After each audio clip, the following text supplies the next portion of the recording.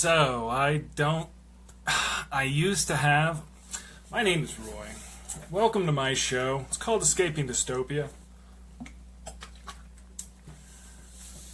There used to be a theme song. And I'm going to say this real quick because, I love everyone. And I guess I need to do a new theme song. All the hearts and kisses, outstanding. Boom. Boom. I don't know. I don't do theme songs. I'm not like the best at them.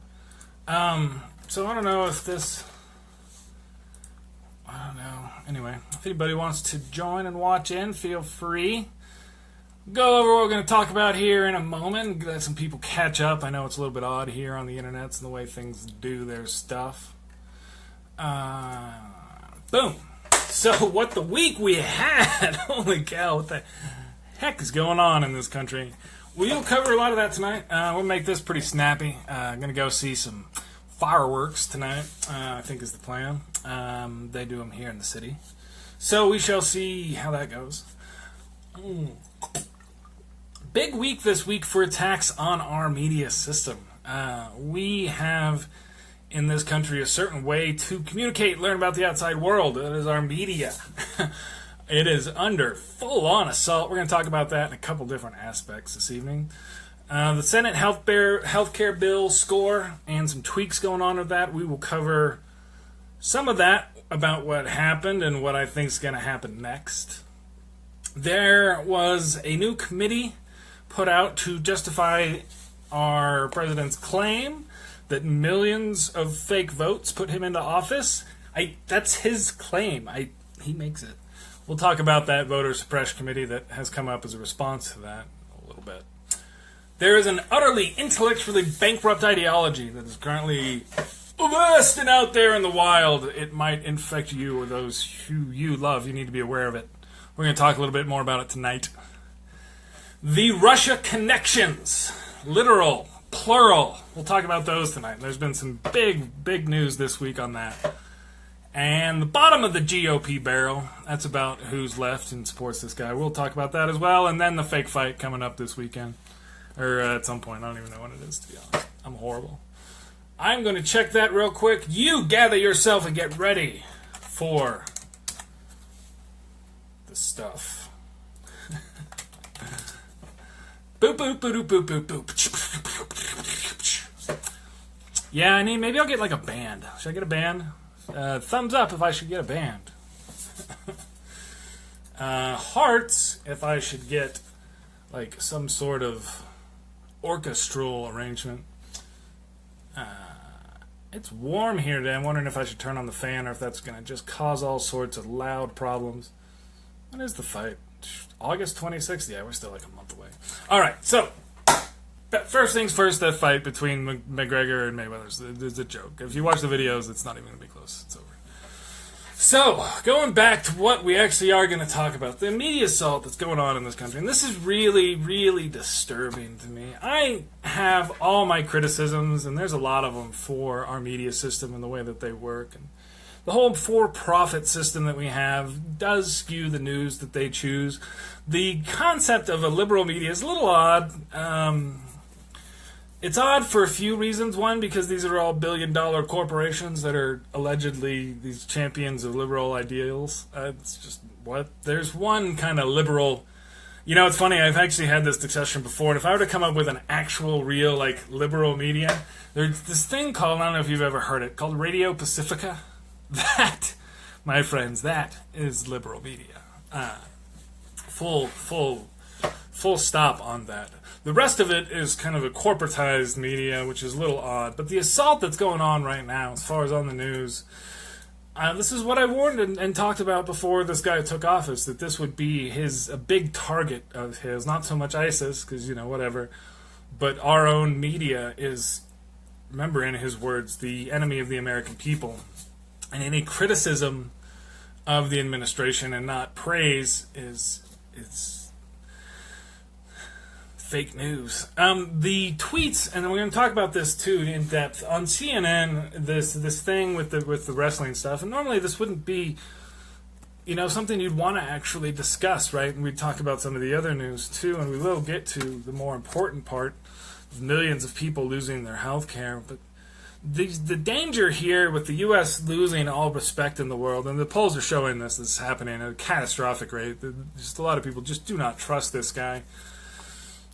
And then, it's the media that provides us information about the outside world, the one that we can't see with our own eyes. And what, we're not getting this, we're getting this, don't trust your lying eyes kind of stuff. Don't trust these people who are showing you video of these things happening and talking to people who are affected by the laws and stuff. So it's really, really strange. And a lot of these attacks and these distractions come out when there is actually a big story for the Russia connection. We'll talk to that a little bit later. I do think that will all resolve itself earlier. I've talked about this before, and to keep people a little calm about the whole Trump situation is to understand that for a whole while, for like a year or whatever, Nixon was still in office after doing all the stuff that he did. The writing is on various walls. The question is whether or not those walls come tumbling down. And we'll see. We'll talk about that. And that's kind of the media assault that's going on here. We have from the presidential office itself these attacks, both on CNN and then MSNBC, with these ridiculous personal attacks that are easily verifiable as false. But again, the people who the bottom of that barrel that we'll talk about later in the show, they don't care about false or true. And I've had various discussions with a lot of these folks, and that's not what it's about for these. They're not a fact-based worldview. It's just not how they're going about deciding things on facts. But they do feel very attacked right now. And again, one of the things Trump does in this assault on the media is uses the we, they language again, because nobody's going to generally identify with these billion-dollar corporations. Everybody has their criticisms for our media system. It's without a doubt imperfect as all get out, and it's an easy target because especially from a news media standpoint, because your goal, right, the bias that you have as a news media organization is supposed to be toward reporting the news. And the attacks on yourself as an arbiter, just a reporter of that news, saying, you're just reporting what happens and somebody's calling you a liar. And then you kind of have to report, because that person's the president of the United States, that the president is calling you a liar. It's a very difficult situation. One of the things that they've done also to escalate this is with the no video press briefings, because they're rarely even press briefings now. There was one of the stories that I read a little while back talked about how 25 times they'd said, we'll get back to you on that, and they haven't. And they have a lot of these, big words and talk, and they have criticisms for not getting praise for not doing much, and for their posturing, and it's very odd, and I'm going to keep saying that because it is still very strange. You don't ever get a straight answer on what they think or where they stand. And because of that, there's a lot of difficulty. I do think there was one thing that kind of came up. I wouldn't mind, actually. I don't see a problem with having a slight delay in the live feed for the press briefings. I actually know a number of people who have started to get a great deal of entertainment out of these. And I don't know that that's really where we need to be, per se, this as entertainment. Because something that's entertaining, you don't want to stop so much. And I think this is a little bit more on the danger. So I do think that they could have, an hour or 2 hour delay, right, in the press briefings, and allow them to still videotape and have a good public record. Because, again, it's, I think, to me, very important that we have a real public record of what's going on.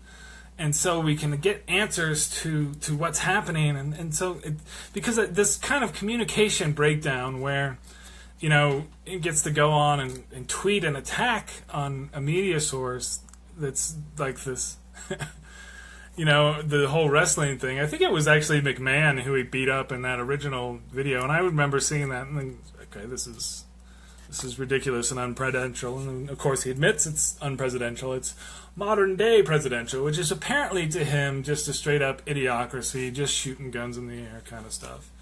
So there's a lot of that ridiculousness this week. What I think, a big part of that was, and part of his deal with the Republican leadership, I think, is to kind of take those hits and get out there and be a buffoon. Because at this point, again, he reached a point this week with the very personal, very sexist attacks, and then this straight up kind of intoning kind of physical violence against the media. Literal, the metaphor is literal here. Like physical violence of him strangling the media and just beating them over the head. It doesn't get much lower than this other than the outright stuff, I think. Other than, they're going to stay down at this level. They've been here for a while. There was, again, that hope after the campaign you'd see some sort of real, actual presidential action or attitude or anything, but it's been none of that, and still just this guy tweeting like a fool. But again, you still have the 30% that still, they hate the left more than they care about who's actually in charge. And there's a big part of that, just, hate politics that goes on. I don't know if you've seen some of my conversations with a few of these folks, but that's kind of what drives them. It's not facts or solving problems. It's, hating those libtards and whatnot. It's a real thing. And speaking of which, you can't get a real answer on this Senate healthcare bill. And this is one of those things. There have been a couple articles where this Senate healthcare bill is literally the caricature of right-wing policy that people have made. Like, you guys are literally cutting taxes for the wealthy and responding to that by millions upon millions of people losing their health care. Like 22 million people. And the only reason why it was a little bit slower on the Senate bill on when those people would lose their health care is because they delayed when it would be implemented. It's like basically a year after this law goes into effect, you have 15 million people losing insurance. And again, that's the way that works in this country, is that's essentially access to healthcare, and having somebody allegedly trying to negotiate great prices for you and blah, blah, blah, blah. But even to get into the door, that's where that starts. And so they talked about that. What I think they're going to do to tweak the bill, because I think they're 2 or 3 votes still off from what they need to do. They have a lot of money. I posted about this as well. I think it's like 12 figures. So the way they're trying to pass this without having to let the Democrats actually do what's in the Constitution and filibuster it is they're going to do it through a budget reconciliation bill. So they only need the 50 votes plus Pence to get there. Because of that, there's certain things they can and can't do to stay within that. There's a guy who I guess makes rules on that. This is a little bit parliamentary and stuff beyond me. But anyway, so the way it's written, and from my understanding of it, that they have like 12 figures, as I said, like $100 billion to play with as far as sweeteners for people to get them across the line to vote for it. And a lot of the posturing has been a little bit about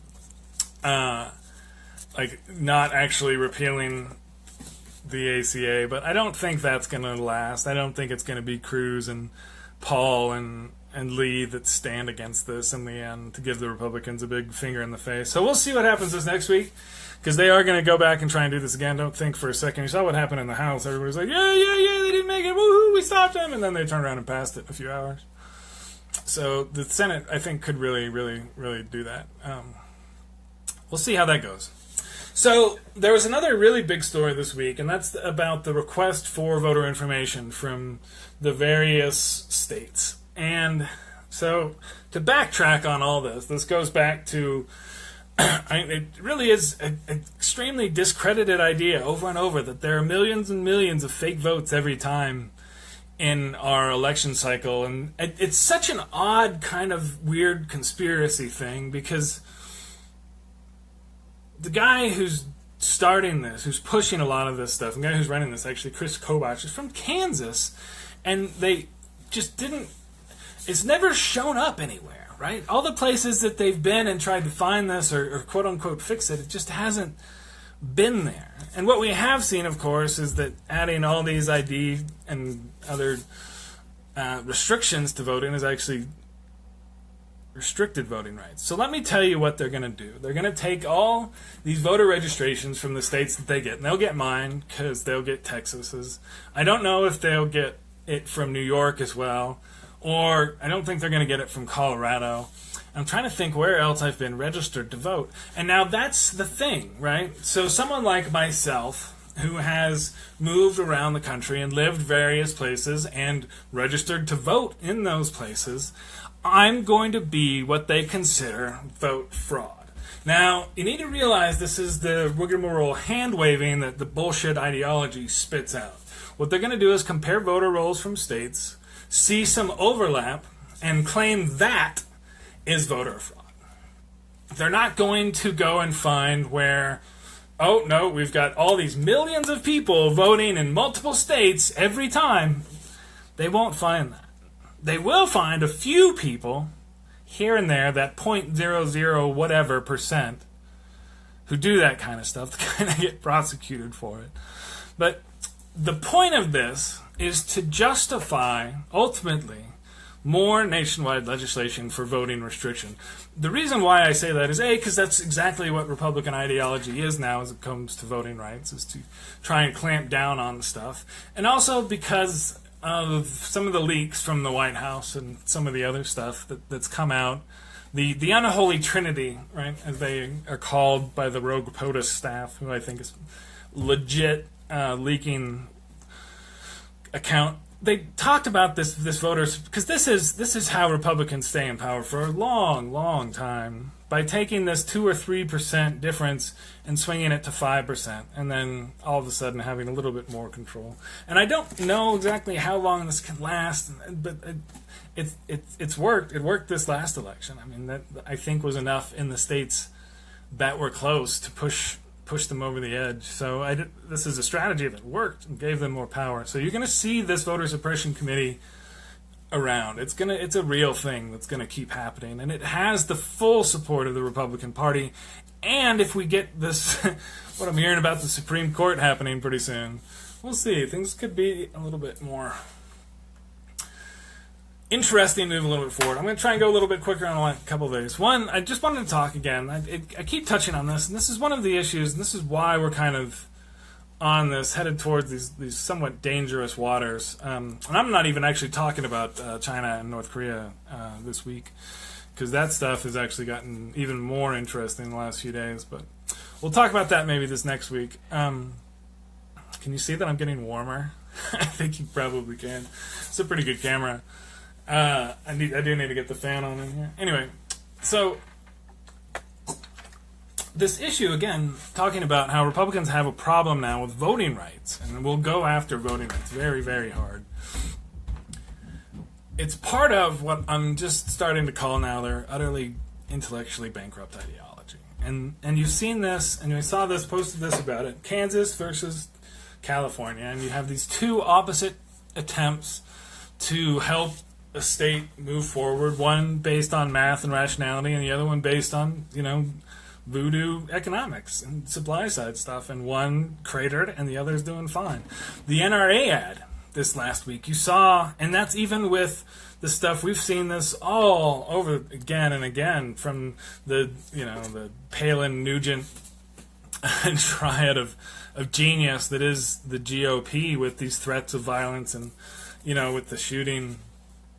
And then you have the NRA come out and then talk about this closed fist of justice that's a call to peace. I mean, it's just so much lies and so much bullshit. And then the ban now that they're trying to go after entire families but not grandmothers apart, where this certain degree of closeness matters for whether or not you can ever actually come to the U.S. I mean, there's just such an amount of bullshit going on.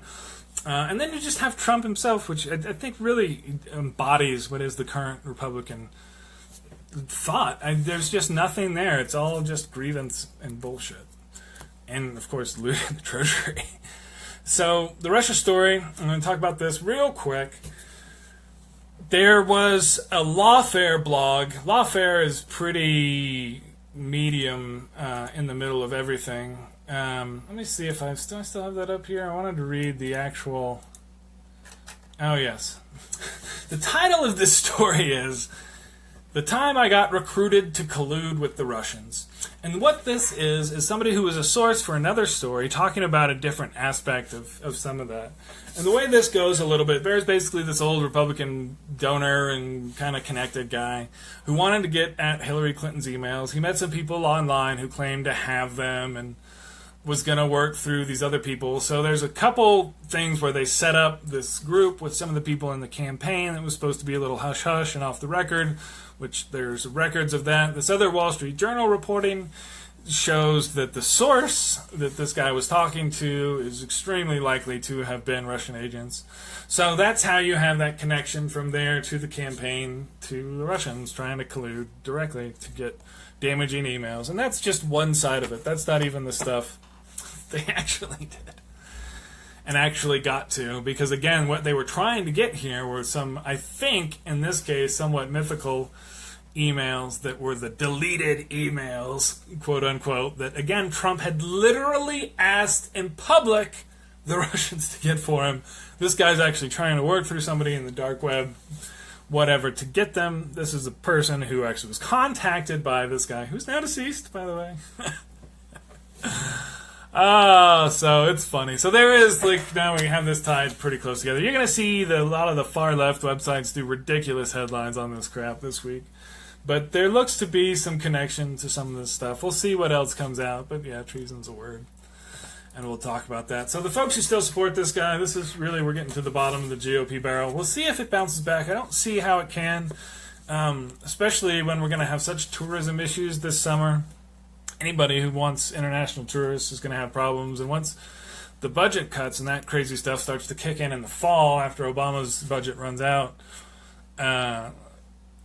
you'll see, to get him deposed, the politics of it aren't going to happen with the GOP Congress. It's going to take the mass protests and then moving to the next level with the elections or something pretty crazy on that. So for those of you wanting the impeachment, you're going to have to just wait. And then, of course, I already talked about the fake fight. So that was it. I tried to get out of here. We're going to try and go see some fireworks tonight. So that was the show. Thanks, everybody who dropped by. I know it was fast and quick talky and may have been a little bit hard to understand, but it is what it is. So there it is, and that's what it was. So see you guys maybe this next week. I'll try and do Sunday, and we'll see if anything else interesting happens on this. Have a wonderful July 4th evening. I hope you enjoy the fireworks. Stay safe. Peace out. I do, in fact, enjoy and love my country. That's why I fight for it. Anyway, I'll tell you about that stuff later. Godwin's Law, it's a real thing, folks. All right. See, I'm going to get up now at the end so you can see me that I'm actually leaving. That's like another thing. I don't know. We'll see. Good night. Peace.